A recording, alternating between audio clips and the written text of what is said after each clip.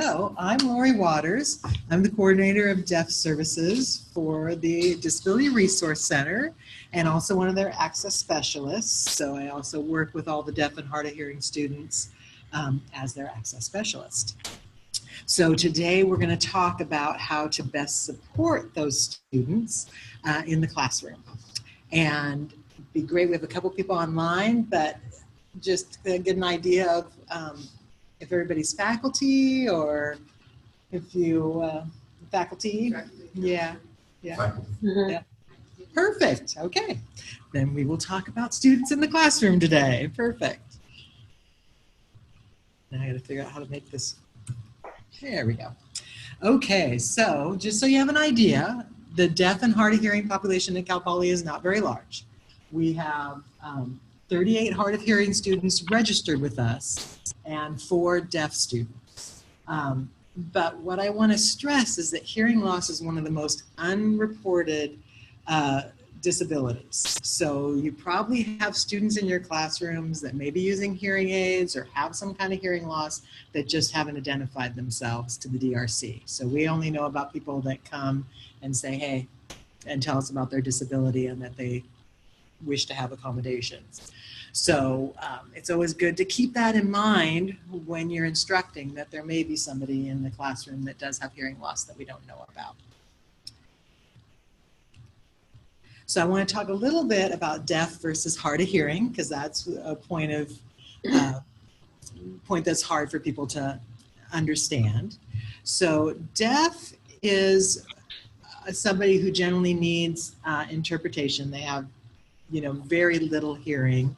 They may use sign language, or they may use speech-to-text interpretation if they lost their hearing later in life and don't know sign language. The deaf has a very big community, especially those with sign language, so it's kind of its own culture. Hard of hearing is someone who has some hearing loss. They probably don't know sign language. They're very likely use some kind of hearing aids to understand everything going on and around in their environment. And that's, of course, the bigger population. So to give you an idea about hearing loss, this is the inside of the ear and the cochlea and what a healthy ear looks like. You can see all the little cochlea here, that they're all upright and healthy. So somebody with hearing loss looks like this. This is your damaged hair cells within the cochlea. And so keep in mind, we have all these, like somebody who has good hearing has all these hairs to pick up all that sound. And a person with hearing loss is trying to hear through this. So they're getting a little bit, but a lot of it is muddled, and they tend to lose the higher frequency sounds, which we'll talk about a little later, and how to, and the kind of things that make it hard for someone with just hearing loss to understand what's being presented to them. I want to talk about Big D deaf initially, because that's the one where you're going to have either a sign language interpreter in your classroom or a speech-to-text interpreter. And right now, we only have 1 student on campus that is using those services, but we never know when we're going to get more.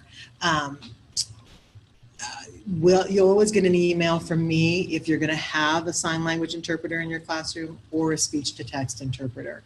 Now, the speech-to-text interpretation is, sign language is obvious, right? You have a person in the front of the classroom that's signing what you say to the classroom, and so that student has communication access.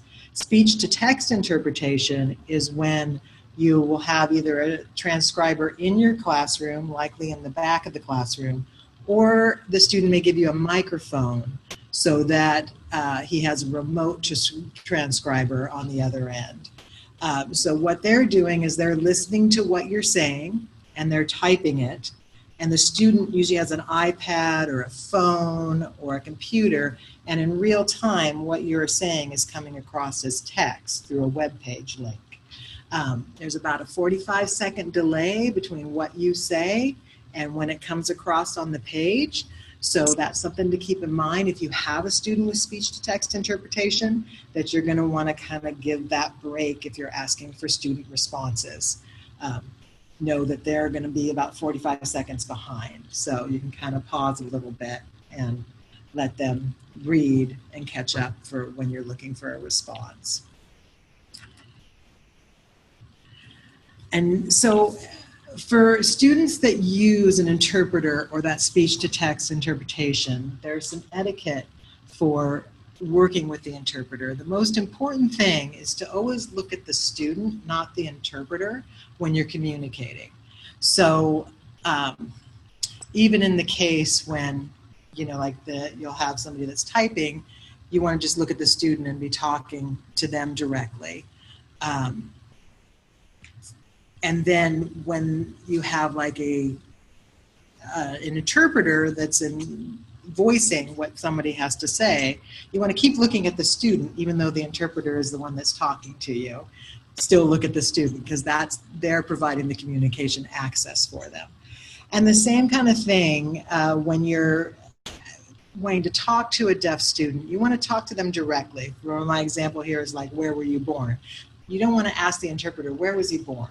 And where this comes across in class, right, is you might be wondering, is this student understanding what I'm saying? Ask them directly. Don't ask the interpreter, do you think he's understanding what I'm saying? Ask the student, are you getting the information okay? Is there anything else I can do? And the interpreter will just facilitate that communication for you. So whenever possible, it's good to share your notes, outlines, handouts, anything you have with the interpreter in advance. You can add them to PolyLearn, that's helpful. And if you're doing handouts, make an extra copy so you can give it to the interpreter or the speech-to-text transcriber so they can follow along as you're instructing.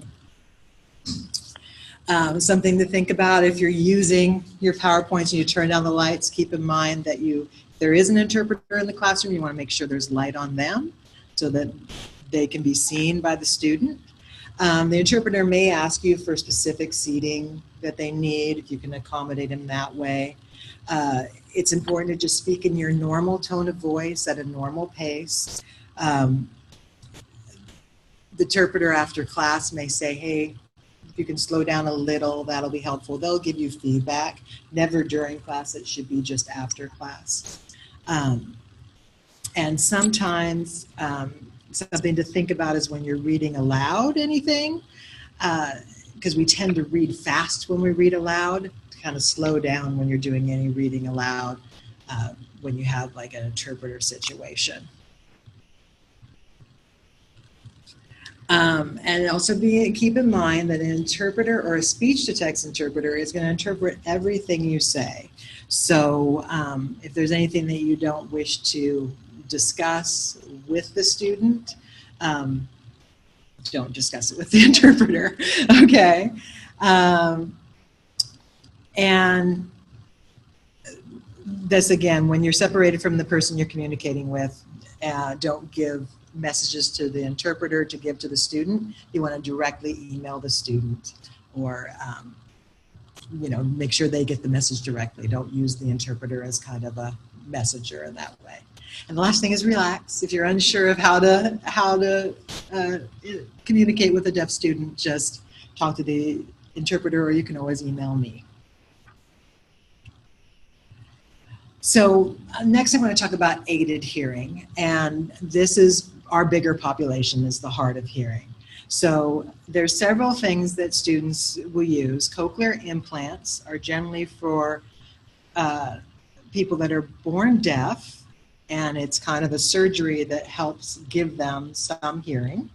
It's a little controversial in the deaf community about whether children should get cochlear implants before they're able to ask for them themselves. But quite a few students this age that were born deaf, their parents have opted to give them cochlear implants, so we do have some of those on campus. Hearing aids is another one. Hearing aids have come a long way, And now there's Bluetooth mics that you might have a student with hearing loss give you a mic for your class, and that mic is going to be directly connected to their hearing aids so that they're getting your voice directly to their hearing aids, getting rid of all the background noise. Something that we sometimes give students that have new hearing loss, or maybe our veterans that have tendonitis, then we'll sometimes give them an assistive listening device. And that is a kind of a receiver that you'll wear with a mic, and then they will have a receiver that will receive the audio again. And it's a way to just take your voice and separate it from all the noise of the classroom directly to them. So it's a really good help for those students that maybe don't have hearing aids yet, just have new hearing loss. And this is kind of an idea of some of the hearing aids you might see. The behind the ear is really the most common, but there are some in the ear. There's some that are kind of surgically planted too. So there's several different options now for hearing aids. So there's 3 categories that influence successful communication, and I'm primarily talking about students with hearing loss now, because your deaf students are going to have an interpreter available for communication access. It's the students with hearing loss that they don't have that, so we really have to think about how are they getting the information that you're presenting. So we have to think about environmental factors, speaker factors, and the listener factors. So environmentally, it's the distance. Most students with hearing loss are going to sit up front, because you can see this is kind of an example, and these are people with hearing. The farther away that they are from the speaker, the less that they are understanding the material. And that's just somebody with normal hearing. So just so you know, those students sitting in the back are probably getting the material less than the students sitting up front. But especially with hearing loss, the closer they can be, the better. And so you might see at times, I will reserve a seat in the very front for a student. If you have a very crowded class or everybody's trying to be up front, we'll come in and place a reserve sign for those students so they do have the front seats. Lighting is another consideration. So students with hearing loss depend on facial expressions, lip reading, everything to try and understand the content. So if you have all this backlighting and they can't see your face, it's going to be very hard for them to understand what the information you're giving. So it's something to kind of think about when you're placing yourself in the class and turning on lights to make sure that you're illuminated so people can see you. Background noise is a really big issue. Like right now, hear that fan? That would make it really difficult if a student wasn't right up front or maybe had aided hearing or had given you a Bluetooth mic. That is going to really interfere with their hearing, because again, remember that picture of the damaged cochlea? It's trying to get through that, and so they're going to hear that humming over your voice. So not much we can do about it. It would be a situation where the student might come to me and say, oh, there's this really loud fan in the classroom, and then we would probably end up with a mic that we would be giving you so that he could get that voice separated from that noise. And then that's again with the acoustics. Students with hearing loss try and take smaller classrooms as much as they can, because the big classrooms, again, your voice is kind of getting lost in the room. So smaller is better for understanding what's being said. Speaker's face I covered. Visual distractions sometimes can be difficult. For example, if you're talking in front of a screen and there's a lot going on that screen, it's going to be distracting for the student to be watching your face and understand what you're saying too. But that said, visual aids are really important with students with hearing loss, because they're using everything to understand what's being presented. So they're looking at your PowerPoints, they're looking at you, they're getting what they can from what's being said and watching facial expressions to understand. So other things to think about, and not that you need to change anything, but it's just something to think about. Things like facial hair or an accent or rapid speech or being soft-spoken is really makes a difference for how well someone with hearing loss can understand you. So it's also important to make sure that you have, like in office hours, if you're talking with a student, make sure you have their attention. They're down writing notes about what you guys are talking about. Wait until they're done before you start giving any more instruction, because they're going to need to be able to look at your face to really understand what's being said. Another big one, which I do in all my letters to you guys, explain, make sure that when you're instructing, that you wait until you're facing the class to give the majority of your instruction. Because if you're back like this, now you're talking to the board, they've lost your facial expression, they've lost your any kind of lip reading they can do. So it's important to face the class as much as possible. Consider, you know, whether you got your hands in front of your face. There's not a lot you can do about if the students are looking down. They should be managing that themselves with taking notes. But it's something to think about, especially when you're in a one-on-one situation with a student with hearing loss. The other thing that's just an interesting fact is most hearing loss they initially lose the high frequency consonants. So they're using the vowels to understand what you're saying. So you don't want to shout, because when you shout, you kind of distort your speech. But you want to also consider in your communication that things like contractions are going to be really hard for someone to understand. So like I put here, you can turn in the assignment or you can't turn in the assignment. May sound the same to somebody with hearing loss. So it'd be real important to say you cannot. Kind of expand your speaking in that way. And then the other thing is you don't want to shorten. If a deaf student asks you, or a hard of hearing student asks you to repeat something, you don't want to shorten what you said, because they're really using context to understand what you're saying. So you really want to give the full explanation. Don't shorten anything, because they're missing a lot of those consonants. So the more you say, the more they're putting everything into context to understand what's being presented. So this is where we think about the student. So a lot depends on how much hearing loss they have, what kind of assistive devices they're using, how long they've had a hearing loss. This is where our veterans come into play. We have a lot of veterans that come back from serving with hearing loss and they've never had to deal with it before. And they tend to be a very proud population that does not want to ask for help. So they a lot of times have some of the hardest time understanding, so the more techniques we can have in play for them, the better. A lot of our hard of hearing students are shy to ask for help. So it's good to just kind of put these things out, because they may never identify themselves the entire quarter to you. They may just be doing the best they can. So it's good to always also offer, if you're having any problems understanding, come see me in office hours, kind of put those offers out for them so that they will hopefully take you up on it.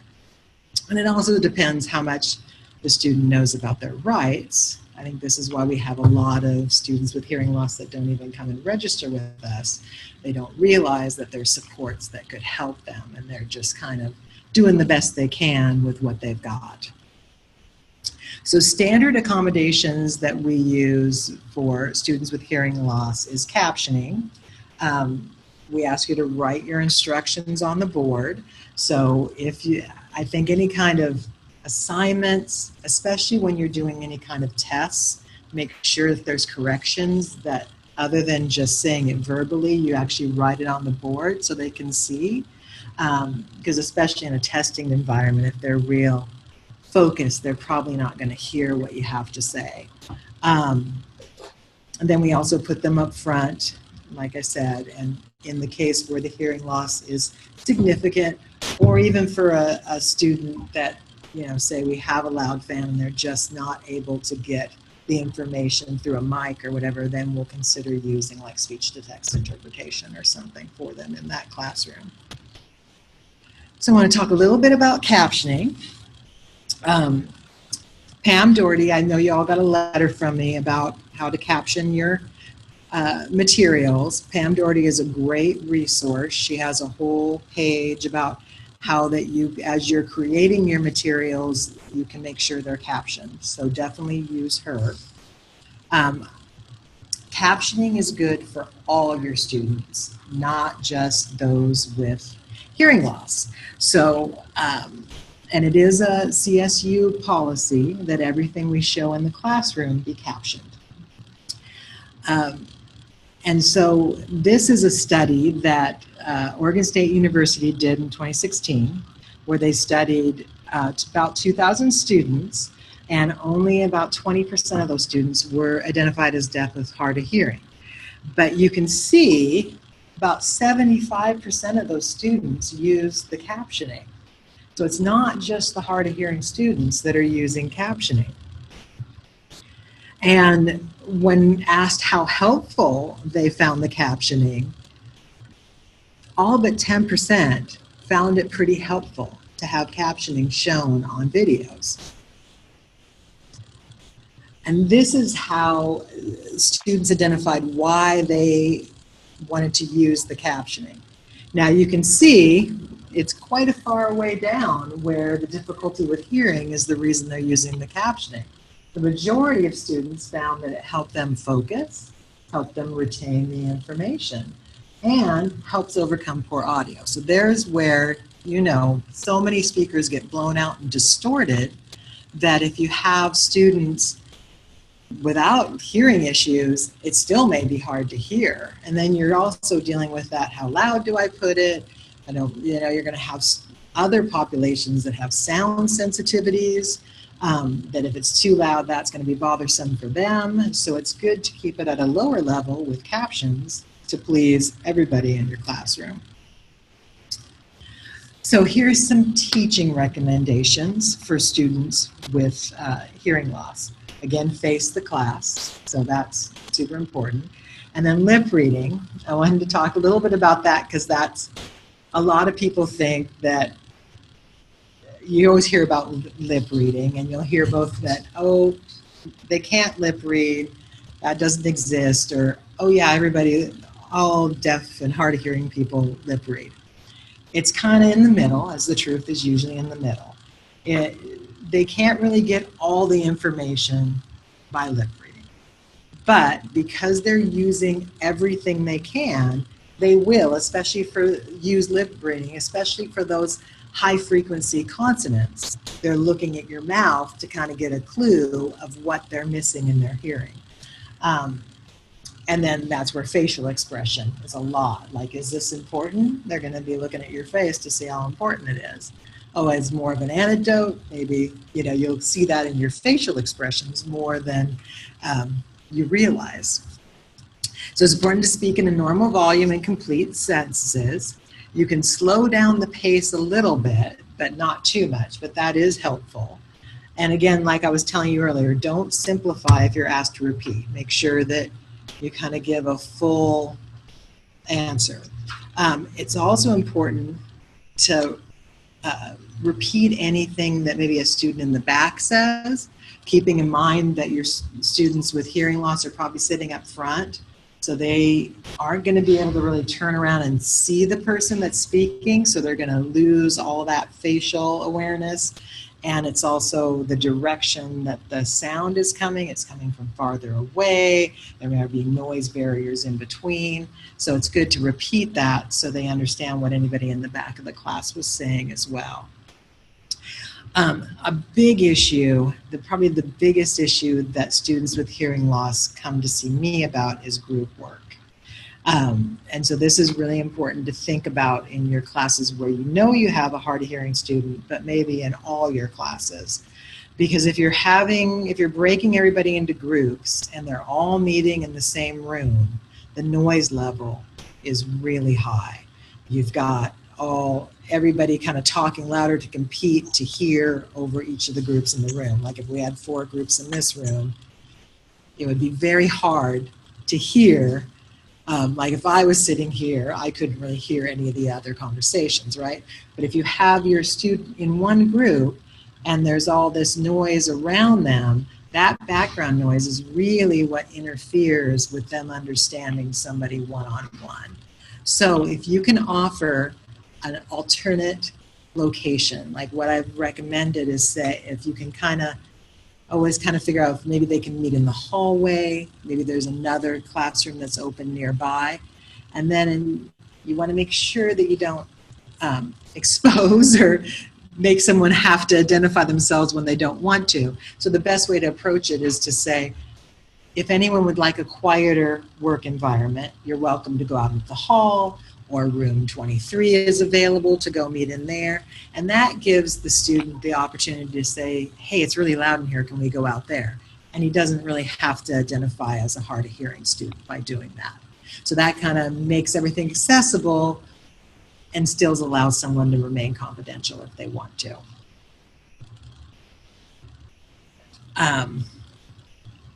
So this is more on the group discussions. I talked about the overlapping conversation, but this is kind of what the student has to think about is who are they sitting next to in the group? Because whoever they sit right next to is they're going to understand the most.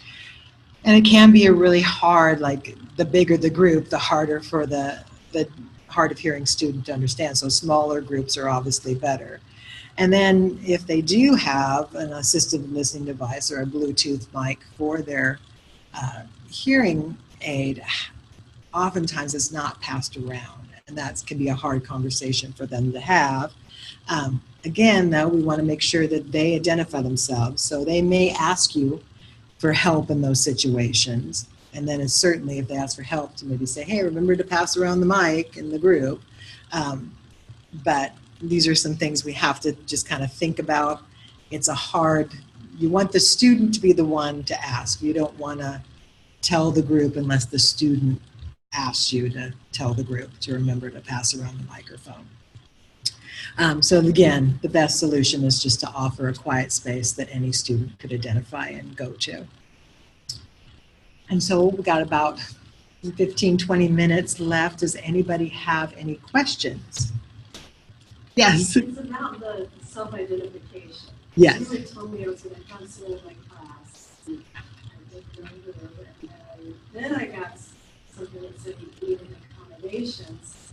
It still has never said anything to me.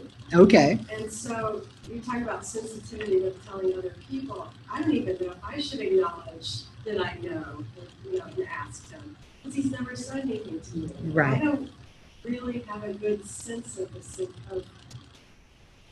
sensitive. Like, I just don't. Right, so, right. Any advice? Yeah. So I'm going to repeat because we do have a couple people on Zoom. So she is asking about confidentiality and self-identification and whether to approach a student or not after you receive an accommodation letter from them.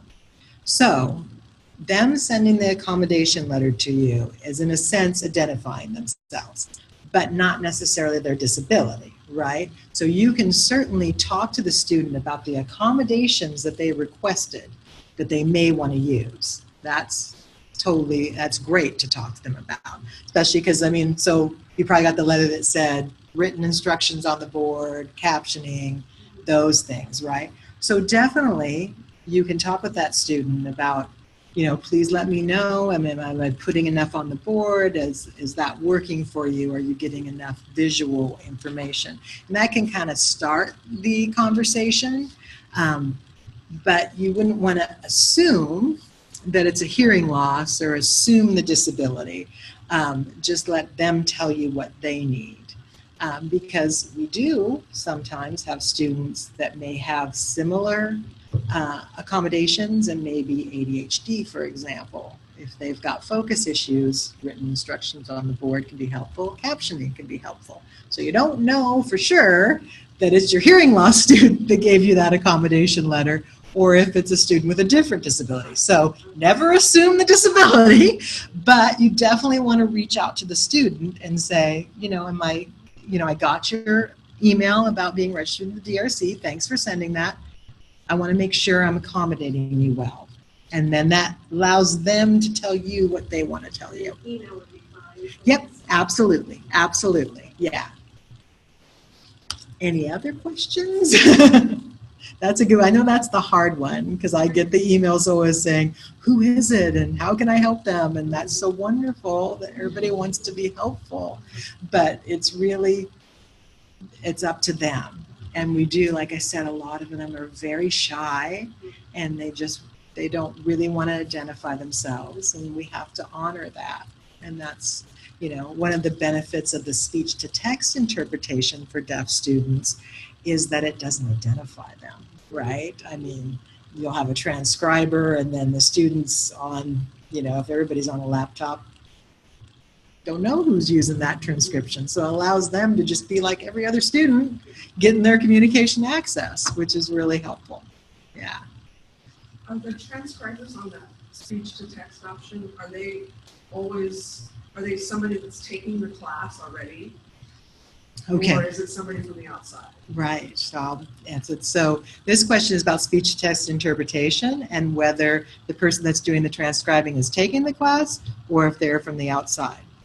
So it's actually in the code of ethics of transcribers and people that provide that service that they cannot be involved in the class and they cannot be taking the class. They have to be just there as communication access for that student.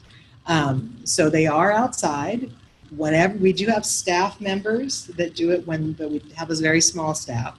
So they're the first ones we go to.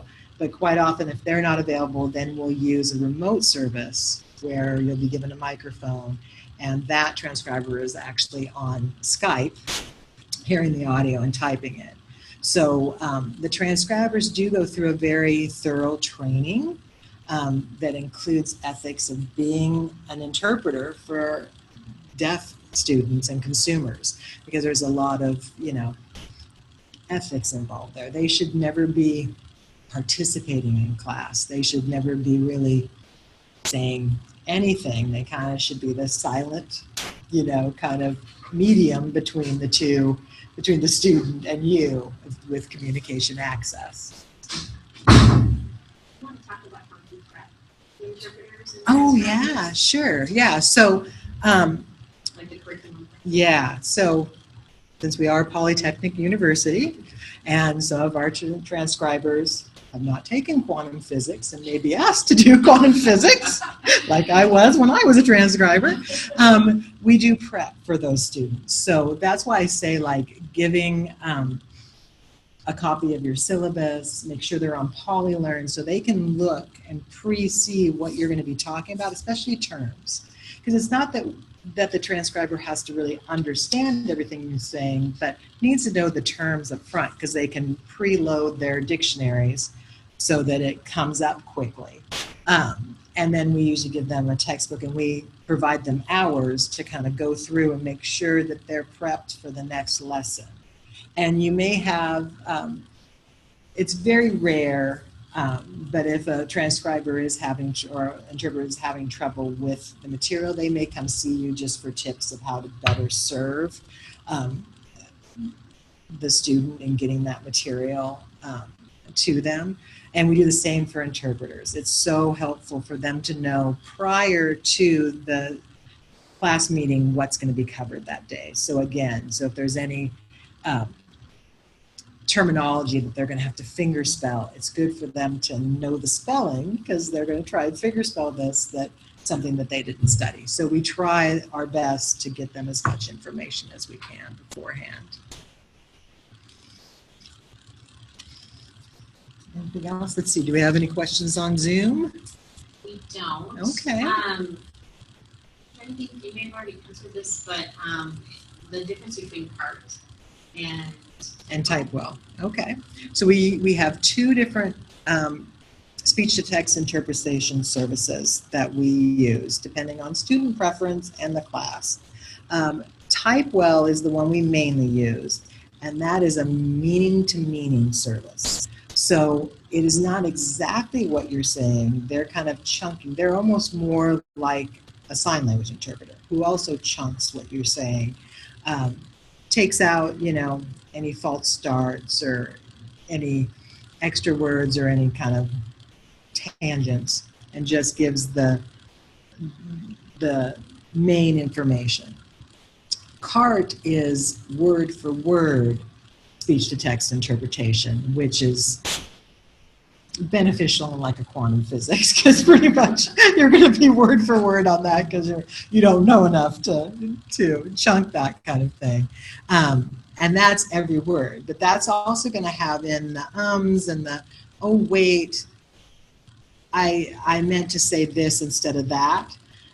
Whereas in Typewell, they're going to go back and erase and take out and just put your correction basically in there and not leave what you said before. So a lot of deaf students, especially those where ASL is their primary language, Typewell is a really good option for them, because since English is almost like a second language, that can be really confusing, all the extra words and false starts or anything like that. So that's where Typewell could be really beneficial for big D deaf students.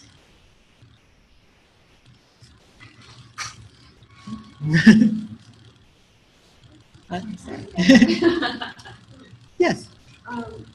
So what sorts of things are reasonable? So Pam Doherty, what sorts of things would she do?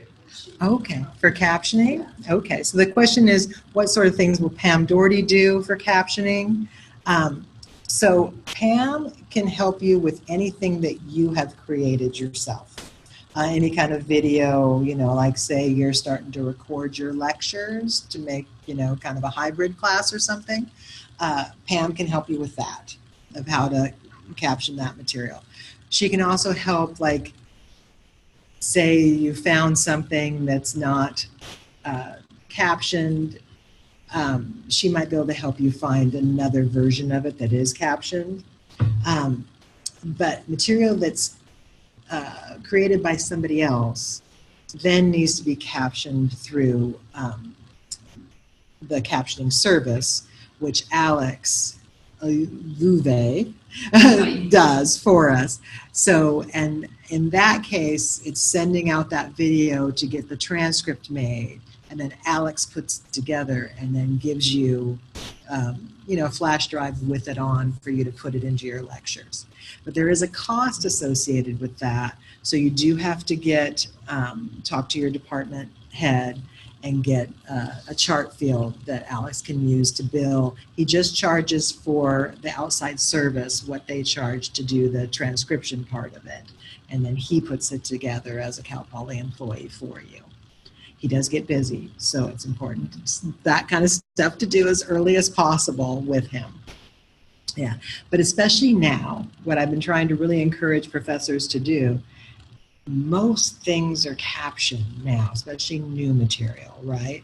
So if you're looking, if you find things on a website, look and see if it has a captioning authored before you pull it off there, because you can set the captions, and really you want to set it to open captions, which is where the captions are on all the time, because really you want to be showing it even if you don't have an identified hard of hearing student in the class, still show the videos with captions.